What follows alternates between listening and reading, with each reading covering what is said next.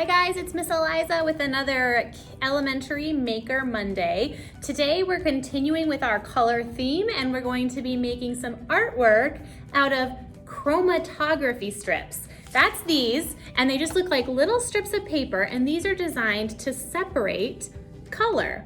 So you can get these on Amazon or all sorts of other places. It's a pretty inexpensive supply and you get a whole bunch if you buy some. If you got a pack from us, you've got a couple to get started with. So you will need a couple chromatography strips.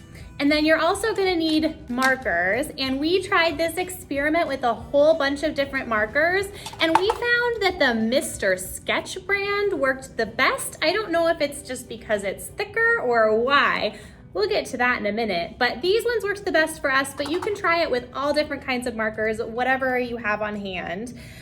You're also gonna want a pair of scissors maybe, and several paper clips to attach your chromatography strips to a cup. So you'll need a little cup, and a clear one is nice because you can see what's going on. You'll fill it with about a ½ inch of water. You don't want too much water in there.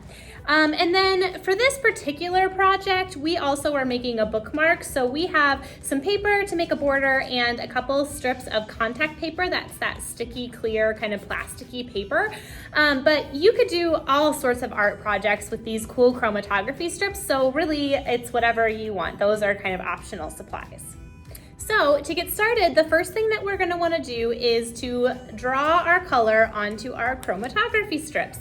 So you have a couple strips here. I'm going to cut one in half just to see, so we can try a different color and also to see if there's any difference in the longer piece or the shorter piece. So it's up to you.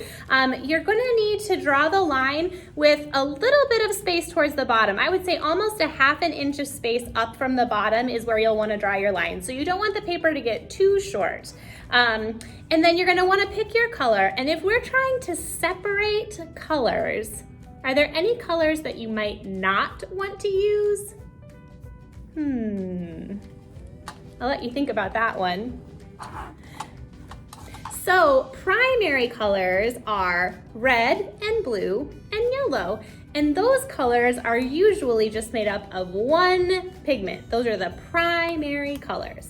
So they are going to change a little bit on the chromatography paper, but if you want to see some really distinct colors separating, you might want to choose a color that you wouldn't normally pick necessarily. We're gonna draw with brown and see what happens on that one. So I'm gonna make a nice line about a ½ inch down from the bottom. Just draw a line right on the paper, just like that. I probably could have even gone up a little bit.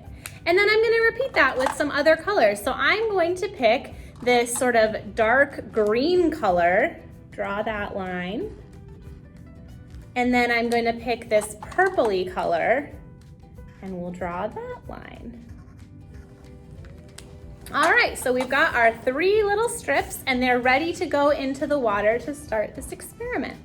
So we'll start with the long one, and when you put this in, you want to be very careful that only the very bottom edge touches the water. So you're not going to dunk it all the way in. It's really important that the ink doesn't touch the water right away, because that might turn your entire cup of water that color, and then it will be really hard to see what's happening. So you just want to go really slowly and dunk it down until it's just touching. And when you get there, you're going to notice the water starts rising up onto that strip right away, and that's okay. And then you're going to use a paper clip just to put it right on the side of your cup. And this will keep it from moving around too much and make sure that that bottom edge is right in the water. So you can see mine is just touching and it's already starting to spread because it's soaking that water up, and we've got the paper clip holding it there. So I'm going to attach the other 2. It's even harder to, you have to be really careful, especially when it's these little short ones. So just take your time.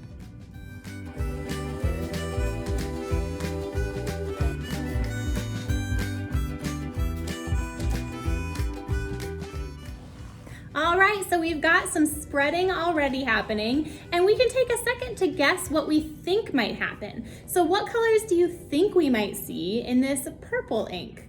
What colors do you think we might see in the brown one or in the green one? What colors do you think might come out on the chromatography paper? So we're gonna leave this to sit for a couple minutes. Look, This one's already splitting, do you see? Is that what you expected to see from a brown marker? And here's this green one, also splitting into some pretty colors. So far, this one seems to be pretty much the same. So we'll leave these for a minute. You might want to let these sit for about 10 minutes, maybe 15 minutes, but you'll know that you're good when you see a good spread of the color along the paper. And also, if you leave it too long, all of the ink will go from one end up to the other. So it's all gonna collect again at the other end. So you wanna make sure that you don't leave it in there too long because it's just gonna go all the way, migrate the whole way on the water that's carrying the color. So you wanna make sure that when it's all kind of spread out at its maximum point along the paper, that's when you take it out. And then you'll wanna lay them out so that they can dry. And it's important that they don't touch each other because if they do, then they're gonna blend colors because it's still wet and there's still ink. So those colors are gonna blend. So if you want to keep the colors the same as they were when you first put them in, then you want to lay them on their own. But it's kind of cool to see what happens when those colors mix. So you can definitely do that too, especially if there's a color like this purple one doesn't seem like it changed that much. And that happens sometimes. Maybe there just isn't a lot of other tones in that particular type of marker, in that particular type of ink, but you still get a nice pretty purple color. So if we take this purple one out, and if we wanted to keep it purple, we would just let it dry just like this. But maybe we want to see what happens if we mix it with this nice tealy green. So we might want to lay them next to each other so that they start to soak up each other's color, almost like a tie-dye. So we've got like that nice greenish edge now on our purple. So you can lay them together and try to transfer colors that way, or you can just let them dry just as they are. I'm gonna pull this one out. Normally I'd leave this a little bit longer, but I want you to see this is our brown chromatography strip, and it's got a lot of different colors in there to make brown. So what do you guys see? I see some red at the very bottom, and then there's some brown. If we left this in longer, then that brown color would also spread all the way up the paper and separate more. We've got a little tiny bit of yellow, green, and then also blue. So the brown marker actually has almost all the colors of the rainbow in it, which is pretty unexpected. All right, so I've got some that I did earlier today, all different kinds. So some of them, like the purple one we did, have pretty similar color. Here was an orange that pretty much just spread and stayed kind of orange.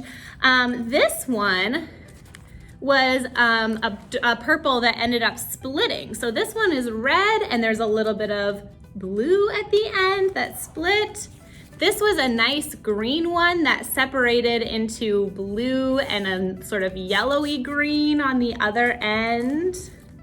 This one was from a black marker and you can see it separated into kind of a dark brown color, purple and blue as well.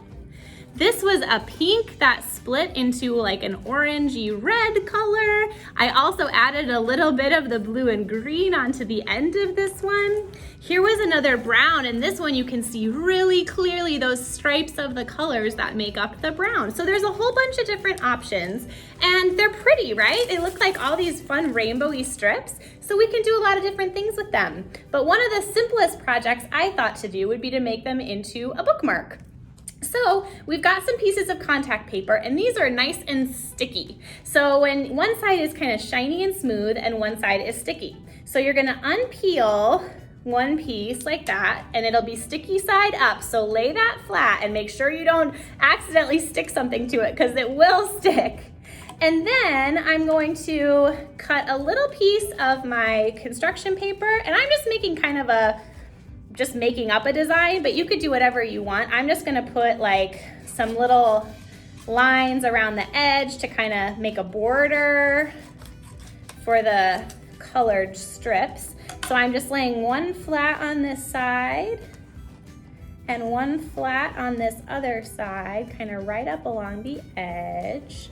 And then I'm gonna add a little top piece and a bottom piece.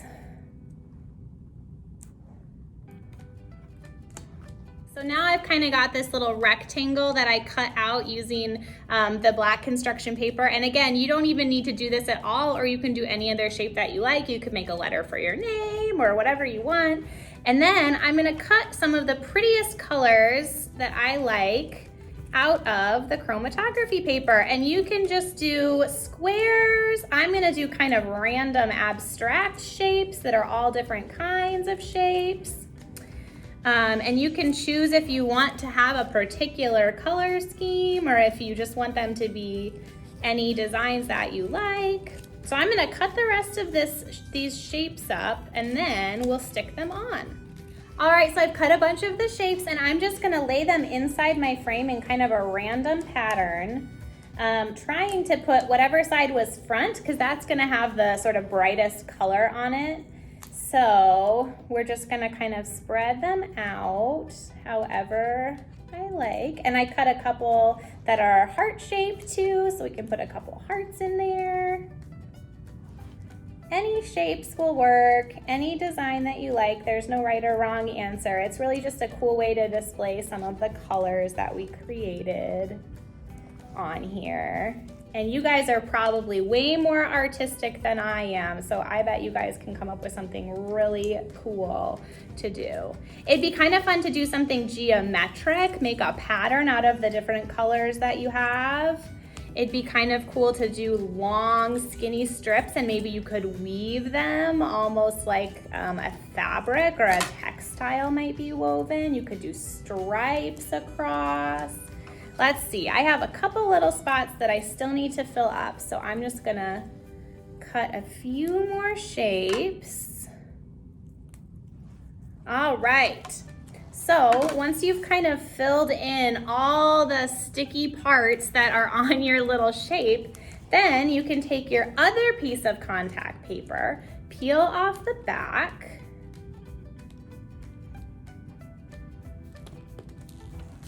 and then this time you're gonna be careful and line the sticky side down so that it covers the art that you just made. So you wanna be careful to line it up so that the whole thing is covered up and press really hard so you don't get any air bubbles or anything in there. There you go, it kind of looks like stained glass, kind of like a cool little bookmark. And if you want, I seem like I have a little bit of extra at the edges, so you can just cut that off really quick. And because you've covered it in this contact paper, this kind of plasticky material, it shouldn't fade or anything like that. And it makes a really cute little bookmark. It can also be a really nice thing to give to somebody. So this is just one of the types of things you can do with this cool chromatography paper. I hope you learned a little bit about colors and had some fun with this experiment, and we will see you next time.